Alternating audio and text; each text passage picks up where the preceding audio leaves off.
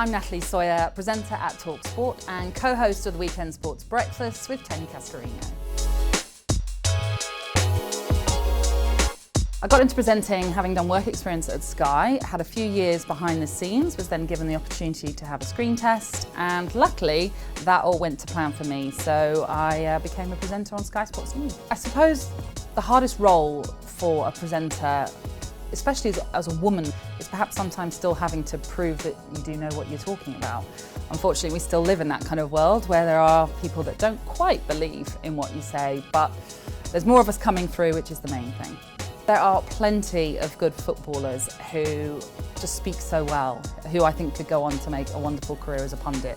The main one I think right now is James Maddison. I just think he speaks from the heart, is so eloquent in the way he speaks as well, and I think he's destined for a career in the media if he doesn't choose to go into management.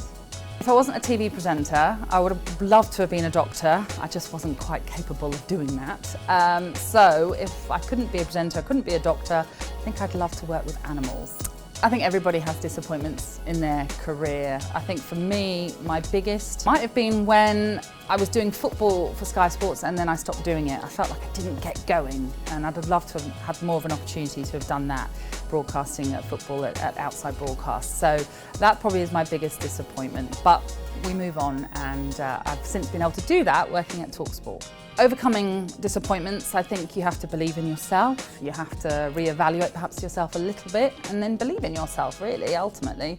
And that's what I did, moving to TalkSport, being given a new opportunity, a new lease of life, and like I say, I was able to then broadcast football, go into stadiums, for example, and yeah, I think I was able to get over that disappointment. My dad has always said, and it's something that's always stuck with me, is the best advice I've ever been given, is to remember the people on the way up. Be yourself, be kind, be courteous, because also, if you do happen to come down, those people you might need. So always just be genuine and, like I say, remember those on the way up. I've had lots of highs, I have to say, in terms of my broadcasting career. Broadcasting Wayne Rooney's final England game, for example, but the high for me was when I was presenting the Johnston's Paint Trophy final at Wembley live on Sky in front of 72,000 people, Bristol City against Walsall 2015. I don't think that will ever top that because it was just such a fantastic atmosphere and a great final to be at as well. I think for a lot of people we have our friends and our family that motivate you, and I certainly have that. I have such great grounding from my family, my parents and other half, and now my son, so they're the ones that really get me going. But actually, bear in mind I get up at 3:30 on a Saturday and a Sunday.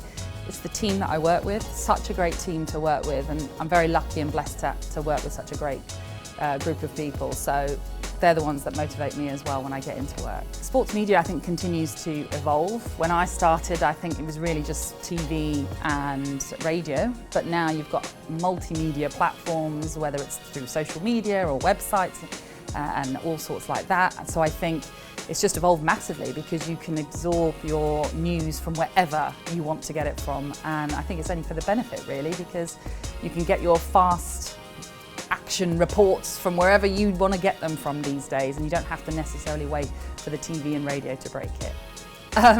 Bizarrely, one time I was asked, not connected to football in any way, but while working at Sky, could I go and interview George Clooney on the red carpet of his Tomorrowland film premiere. It kind of was synced up with Sky Sports, but it was very random. I had like 5 minutes with George Clooney, and still it is a highlight of my career, but it's a bizarre one. Bear in mind I'm a sports presenter. So yeah, that would be that's the strangest and unusual job I've had in this career.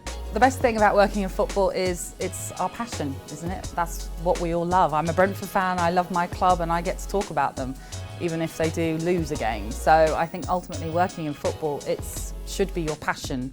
And to say you work while it's a passion of yours, I think we're very lucky.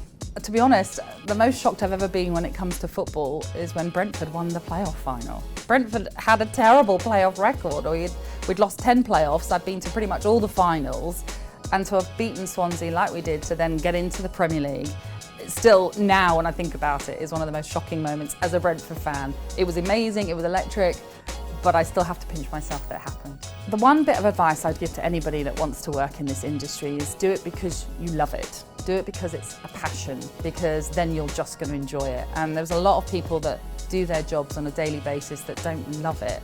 There's nothing better than even setting your alarm at 3:30 knowing I'm getting up to talk about football. So do it because you love it. That's my biggest advice. Oh, there's been plenty of mishaps on live TV. Probably one of the worst was when I was caught eating on air because something went wrong with one of the technologies when we had cut to somebody else. So they had to cut back to somebody, and I happened to be the person they cut back to on the desk, and I was scoffing my face full of pasta. And so yeah, I had to quickly swallow it and try and recompose myself. So not the best, and that's happened many a time to a lot of us presenters, but yeah, not one that you certainly want to relive anyway. Can I describe the life of a sports broadcaster in one word? Yes, I can. Joyous.